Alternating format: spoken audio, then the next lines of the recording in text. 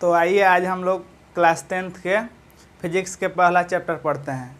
हमारा पहला chapter NCERT के हिसाब से प्रकाश का परावर्तन तथा अपवर्तन है, जिसको इंग्लिश में reflection and refraction of light कहते हैं। परावर्तन रिफ्लेक्शन होता है, अपवर्तन को रिफ्रैक्शन कहते हैं। परावर्तन और अपवर्तन को पढ़ने से पहले सबसे पहले हम लोग प्रकाश के परिवर्तन तो पढ़ेंगे, उसके बाद में पढ़ेंगे अपवर्तन। लेकिन उसके पहले हम लोग देखते हैं कि जितने भी वस्तुएं होती हैं वो कितने प्रकार की होती हैं। तो वस्तुओं का प्रकार को पढ़ेंगे हम लोग। तो वस्तु, संसार में जितने भी वस्तु पाई जाती है वो दो प्रकार की होती हैं। पहला प्रदीप्त वस्तु और दूसरा अप्रदीप्त वस्तु। प्रदीप्त वस्तु उसे कहते हैं जो वस्तुएं प्रकाश उत्पन्न कर सकती हैं। जो वस्तुएं अपने आप प्रकाश उत्पन्न कर सकती हैं उसको प्रदीप्त वस्तु कहते हैं। लेकिन जो वस्तुएं प्रकाश उत्पन्न नहीं कर सकती हैं उन्हें अप्रदीप्त वस्तु कहते हैं। तो क्या समझे हम लोग? जो वस्तुएं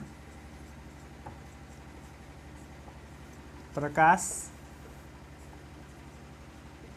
उत्पन्न कर सकती हैं, जो वस्तुएं प्रकाश उत्पन्न कर सकती हैं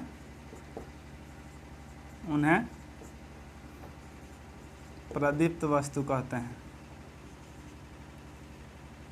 प्रदीप्त वस्तु कहते हैं। जो वस्तुएं प्रकाश उत्पन्न कर सकती हैं उन्हें प्रदीप्त वस्तु कहते हैं। एग्जाम्पल देखेंगे तो एग्जाम्पल, सूर्य। सूर्य प्रकाश उत्पन्न करेगा। टॉर्च है, टॉर्च, बल्ब, ये सब चीज़ें हैं। तारा जो प्रकाश उत्पन्न करेंगे, सूर्य प्रकाश उत्पन्न करेगा, टॉर्च, बल्ब, ये सब, तो इन्हें प्रदीप्त वस्तु के कैटेगरी में रखते हैं। तो हम लोग समझ लिए प्रदीप्त वस्तु। अप्रदीप्त वस्तु ठीक इसके उल्टा है। जो वस्तुएं प्रकाश उत्पन्न नहीं कर सकती उन्हें अप्रदीप्त वस्तु कहते हैं।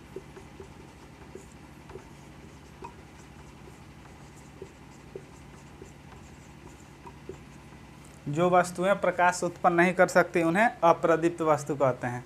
एग्जाम्पल इसका देखेंगे तो मान लीजिए मार्कर है तो ये नहीं करेगा, बोर्ड है, दीवार है, दीवार, ईंट, ये सब प्रकाश उत्पन्न नहीं करेंगी तो इन्हें अप्रदीप्त वस्तु के कैटेगरी में रखा जाता है। वस्तु को दो प्रकार में बांटा गया है, प्रदीप्त वस्तु, अप्रदीप्त वस्तु। जो वस्तुएं प्रकाश उत्पन्न कर देंगी उन्हें प्रदीप्त वस्तु के कैटेगरी में रखेंगे, और जो वस्तुएं प्रकाश उत्पन्न नहीं करेंगी उन्हें अप्रदीप्त वस्तु के कैटेगरी में रखेंगे। जो करेंगी, जैसे सूर्य, टॉर्च, बल्ब, तारा, ये सब हमें प्रकाश देते हैं तो इन्हें प्रदीप्त वस्तु कहेंगे। दीवार, ईंट, पत्थर, ये सब प्रकाश उत्पन्न नहीं करेंगे तो इन्हें अप्रदीप्त वस्तु कहेंगे। तो हम लोग समझ लिए कि वस्तु को किस तरह से बांटा गया है और क्या क्या होती हैं। तो अब हम लोग पढ़ते हैं प्रदीप्त वस्तु के प्रकार। प्रदीप्त वस्तु को दो भाग में बांट दिया गया है तो उसको हम लोग पढ़ते हैं अब। ठीक है, इतना नोट कीजिए।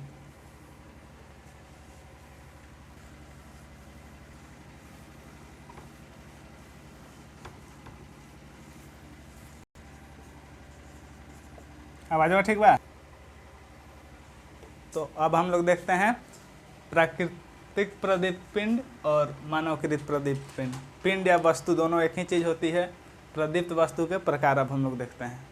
तो हम लोग क्या देखे थे? प्रदीप्त वस्तु वे होते हैं जो हमें प्रकाश देते हैं। तो प्राकृतिक प्रदीप्त वस्तु और मानवकृत प्रदीप्त वस्तु में बांटा गया है इसको।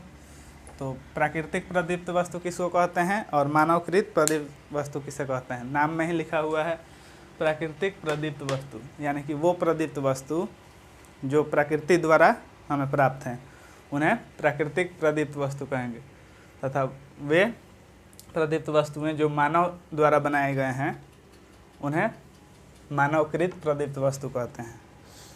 तो इसमें लिखेंगे वह प्रदीप्त वस्तु जो प्रकृति द्वारा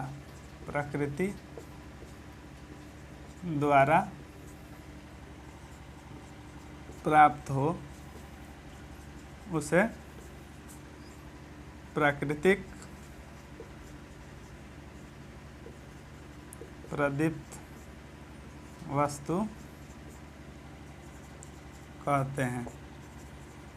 वह प्रदीप्त वस्तु जो प्रकृति द्वारा प्राप्त हो उसे प्राकृतिक प्रदीप्त वस्तु कहते हैं।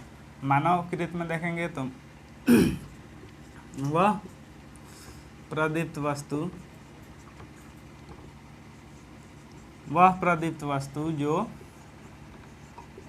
मानव द्वारा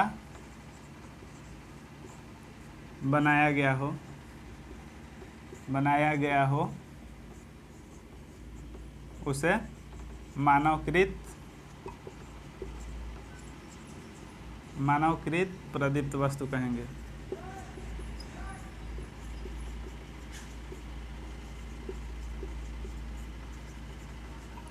जो प्रदीप्त वस्तुएं प्रकृति द्वारा मिलती हैं उन्हें प्राकृतिक प्रदीप्त वस्तु कहते हैं, लेकिन जो मानव द्वारा बनाए गए हैं उन्हें मानवकृत प्रदीप्त वस्तु कहते हैं।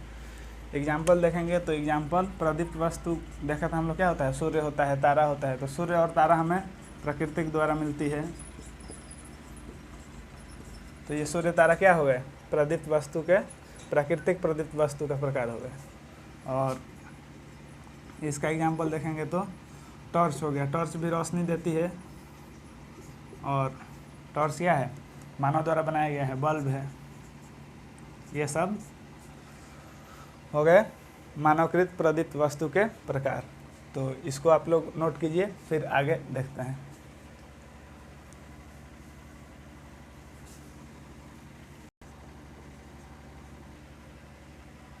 तो अब हम लोग आगे देखते हैं किरण पुंज। किरण पुंज किसको कहते हैं? तो हम लोग एक किरण तो जानते हैं, जो किरण आ रही है, प्रकाश आ रही है, वो किरण है। किरण पुंज किसको कहेंगे? अनेक किरणें जब एक साथ आती हैं तो उन्हें किरण पुंज कहते हैं, यानी कि प्रकाश किरणों के समूह को किरण पुंज कहते हैं। प्रकाश किरणों के समूह को किरण पुंज कहते हैं।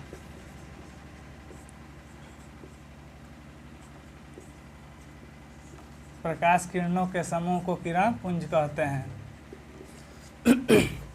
किरण पुंज, प्रकाश किरणों के समूह को किरण पुंज कहते हैं। अब किरण पुंज 3 प्रकार के होते हैं। किरण पुंज 3 प्रकार के होते हैं। तो हम लोग अब देखते हैं किरण पुंज के प्रकार। किरण पुंज के प्रकार। प्रकाश किरण के प्रकार देखेंगे हम लोग। किरण पुंज के प्रकार, पहला है अभिसारी किरण पुंज, फिर अपसारी किरण पुंज और समानांतर किरण पुंज। अभिसारी किरण पुंज पहला हमारा है अभिसारी किरण पुंज। अभिसारी किरण पुंज। दूसरा है अपसारी किरण पुंज। अपसारी किरण पुंज। और तीसरा समानांतर किरण पुंज।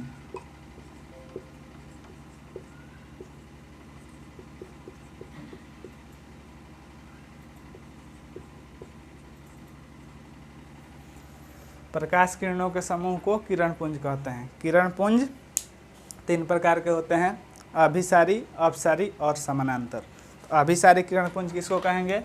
जब प्रकाश किरणें अनेक बिंदुओं से आकर के किसी एक बिंदु पर मिलती हैं तो इन्हें अभिसारी किरण पुंज कहते हैं।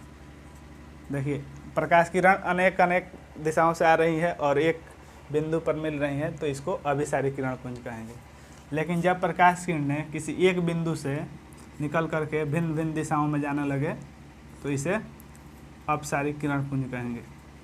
देखिए यहाँ पर एक बिंदु से प्रकाश निकल रही है और अनेक दिशाओं में जा रही है, अपसारित हो जा रही है, तो इसको अपसारिक किरण पुंज कहेंगे। लेकिन यहाँ अनेक दिशाओं से आकर के एक जगह मिल रही है तो इसको अभिसारिक किरण पुंज कहेंगे। लेकिन जब प्रकाश किरणें एक दूसरे के समानांतर गमन करने लगती है, देखिए यहाँ पर पैरेलल जा रही है, एक दूसरे के समानांतर जा रही है, प्रकाश किरण एक दूसरे के समानांतर गमन कर रही है तो इसको समानांतर किरण पुंज कहेंगे। हम लोग समझ लिए कि किरण पुंज, प्रकाश किरणों के समूह को किरण पुंज कहते हैं, जो 3 प्रकार के होते हैं, अभिसारिक किरण पुंज, अपसारिक किरण पुंज और समानांतर किरण पुंज। तो अभिसारिक किरण पुंज उसको कहेंगे जो जब प्रकाश किरणें अनेक दिशाओं से आकर एक बिंदु पर मिलेंगी और जब एक बिंदु से निकल करके अनेक दिशाओं में जाएंगी तो उसको अपसारिक किरण पुंज कहेंगे, और जब प्रकाश किरणें एक दूसरे के समानांतर जाने लगेंगी तो उसको समानांतर किरण पुंज कहेंगे। ठीक है, तो फिर इसके आगे हम लोग देखते हैं, तब तक नोट कीजिए इसको। तो अब हम लोग देखते हैं माध्यम। जिस माध्यम को हम लोग यूज करते हैं वो 3 प्रकार के होते हैं। एक पारदर्शी माध्यम होता है, अर्धपारदर्शी होता है और अपारदर्शी होता है। तो इसको हम लोग देखते हैं ये क्या चीज़ होते हैं। तो पारदर्शी माध्यम को सबसे पहले, ये तो इंग्लिश में अगर देखेंगे तो इसको ट्रांसपेरेंट कहते हैं, ट्रांसपेरेंट मीडियम।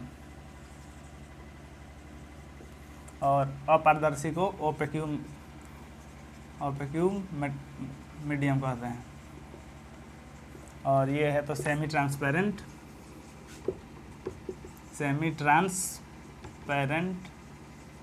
मीडियम। अर्धपारदर्शी, पारदर्शी क्या होता है? वह माध्यम जिसमें प्रकाश आसानी से गमन कर जाए उसको पारदर्शी माध्यम कहते हैं। ट्रांसपेरेंट मीडियम जिसमें से लाइट आसानी से पास कर जाए, जैसे जल है, कांच है, इसमें अगर आप लोग लाइट दीजिएगा तो इजीली पास कर जाएगा। इधर से यहाँ पर कोई कांच है, इधर से लाइट देंगे तो इजीली उस साइड हमको दिखाई देगा, तो उसको पारदर्शी माध्यम कहते हैं। तो यहाँ पर लिख लेते हैं, वह माध्यम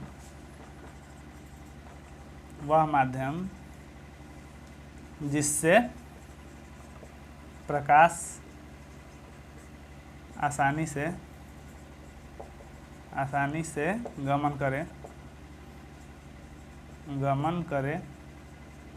उसे पारदर्शी माध्यम कहते हैं।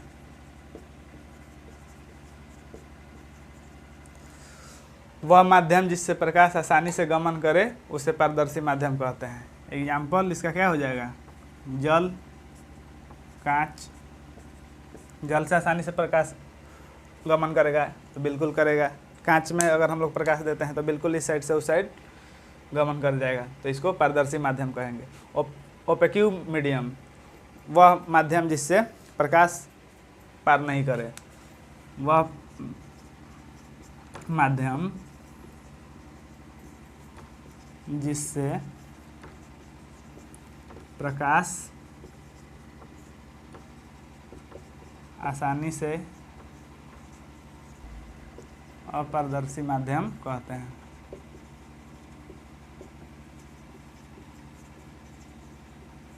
जैसे इसमें भी हो जाएगा, दीवाल है, दीवाल के उस पर इस पर तो नहीं होगा। दीवाल है तो ये अपारदर्शी माध्यम है। पत्थर है, पत्थर ये भी अपारदर्शी माध्यम है। इसमें अगर हम लोग लाइट देते हैं तो वो आसानी से गमन नहीं करेगा, बिल्कुल ही नहीं करेगा। और अर्धपारदर्शी है, वह माध्यम ऐसा भी नहीं है कि बिल्कुल ही नहीं गमन करेगा, लेकिन उसके कुछ अंश गमन करेंगे। प्रकाश के कुछ अंश गमन करे, प्रकाश के कुछ अंश गमन करे उसे अर्धपारदर्शी माध्यम कहते हैं। अर्धपारदर्शी माध्यम कहते हैं। परिभाषा, पारदर्शी माध्यम उसको कहेंगे वह माध्यम जिससे प्रकाश आसानी से गमन कर जाए वो पारदर्शी माध्यम हो गया। एग्जाम्पल अगर इसका देखेंगे तो जल है, कांच है, जल से इजीली करेगा प्रकाश गमन, कांच से भी करेगा। और अगर देखते हैं हम लोग पारदर्शी माध्यम, तो पारदर्शी जिससे ये अपारदर्शी है, अपारदर्शी जिससे प्रकाश बिल्कुल गमन नहीं करे वो अपारदर्शी हो गया। और अर्धपारदर्शी जिससे प्रकाश का कुछ अंश गमन करे वो अर्धपारदर्शी हो गया। ठीक है, तो फिर अगले लेक्चर में हम लोग मिलते हैं। तब तक के लिए एकदम मस्त रहिए और पढ़ाई में अपने अपने व्यस्त रहिए।